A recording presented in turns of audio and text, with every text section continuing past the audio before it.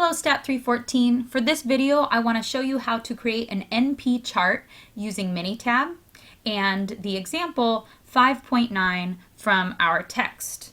So I've already assumed that you have accessed the Umbrella server and have opened up your Blackboard page to week 6.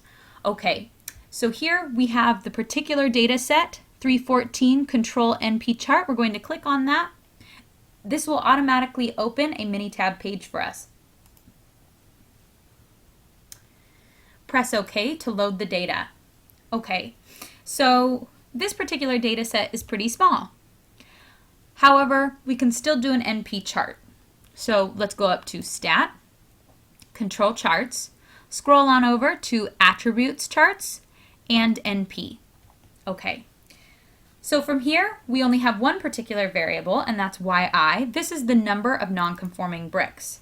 So in this particular example, we are describing the process monitoring the number of non-conforming bricks from a manufacturing process. So basically, management wants to monitor this process by collecting 200 bricks daily. So they do a random sample, collect 200 bricks, and then they classify the bricks as either conforming or not conforming. And so we're assuming that the sample size of each particular subgroup is 200. So here we want to, in our subgroup sizes, put 200. Now it is possible that they could take different sample sizes. Here though, they've decided to be uniform and make each sample size 200. Okay. So on our previous example, we had a phase 1 period, and that was really because we had enough observations or subgroups to be able to do that. Here we only have 16 subgroups, so we will use the entire data set to estimate our population parameters. So essentially we're doing no phase 1, it's just basically a phase 2 control chart where we use all of the data to estimate our parameters. So pretty simple. After we put in our yi and our 200, we just press OK. And here we are. We have our control chart, our NP control chart. So I'm going to make this a little bit bigger so we can see it. Okay, and again, as before, I can always change my title by double-clicking on the title and changing it to something better than maybe yi. We can keep it as NP chart, but let's put NP chart of non-conforming bricks. And pressing OK. We can always change the font or the size of it, make it bold, make it italic, whatever you would like to do to make your graph a little bit fancier. Okay, here we want to be able to describe what's happening in the NP chart. So again, the NP chart is displaying the between group variability. And so the process looks to be a little bit unstable. Given the 10th subgroup here is out of the control limits. And so it had actually 31, if we look down here, it had 31 non-conforming bricks. And that's basically just outside of the acceptable range. So it's possible that action should be taken here. So remember, when we're monitoring a process, the whole purpose of doing this is to be able to create a quality product the most efficient way. And so we can watch this process and see if there are some times where the variability, the between variability gets too extreme, then we might need to make an adjustment to some sort of process in our system. And so in this case, perhaps there's an adjustment that needs to be made given there were 31 non-conforming bricks in the subgroup 10.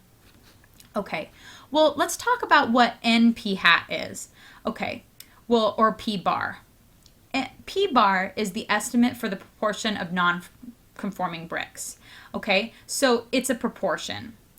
And we can estimate that mathematically, and we can do that using a particular formula. Okay, and so in your handout, I've given you the formula for estimating P hat. Essentially, or P bar, excuse me. And so essentially what P bar is, it's just the average of all of the proportions of non-conforming bricks for each particular subgroup. So if I were to divide all of these by 200 add them up and then divide them by 16, I would get P bar, the average of the proportion of nonconforming bricks. Now, in an NP chart, I really want to know more of like the actual value. So I'm going to multiply that by N, the amount of my subgroup size. So in this particular case, all of my subgroups are 200. And so because all of my subgroups are the same number, 200, I can use this NP chart. So I just multiply 200 times my P bar to get 13.25. So this will be the average number of nonconforming bricks per subgroup of 200. This is what I should expect to see. Okay. So just as before, we want to be able to verify this upper and lower control limit. So upper control limit of 23.80 and lower control limit of 2.70. And we can do that using the formulas given in our handout. Now, there's some things that we should understand first. So NP bar equal to 13.25, you can actually just get P bar by dividing that by N. So in this particular case, 200. And so another calculation we need to make before we can do the control limit calculation is Q bar. Recall in any sort of binomial setting, we had a 1 minus P and then equal to Q. And so this is the same in this case. So Q bar is equal to 1 minus P bar, which is in this particular case equal to 0.93375. Now we can input all of these particular values into the lower control limit calculation and upper control limit calculation. And you can see from the handout that our calculations coincide with what Minitab has provided for the lower control limit and the upper control limit. So, in other words, we're good to go. It looks like Minitab has performed this accurately for us. Okay, but before we can really make any assumptions from this particular control chart, we need to make sure that the NP chart is valid. So it is important that the same conditions for the normal approximation to the binomial distribution are met. So that is that NP bar is greater than 5 and NQ bar is greater than 5. In this particular case, that's definitely true. We have 13.25 is greater than 5, and we know that 200 times 0.9375 is going to be greater than 5 as well. So the assumptions are met. So this is an example of an NP chart. For your homework, I have an example of an NP chart as well that I'd like you to replicate my graph that I'm about to show you how to create. So let's go back to our Blackboard page. So minimize this, and we see here airplane exceedance. Let's click on airplane exceedance Minitab, press open,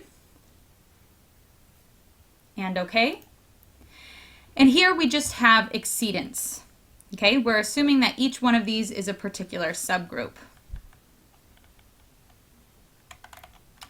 Okay, so for this case, we're going to press Stat, Control Charts, Attribute Charts again, NP, okay, and we will click Exceedance, it's the only one we have, and the subgroup size from your homework is 200, again.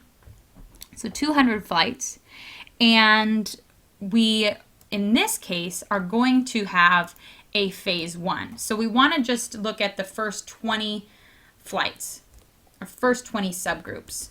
So 21 through 30, we want to exempt from our population parameter estimations. Press OK, press OK.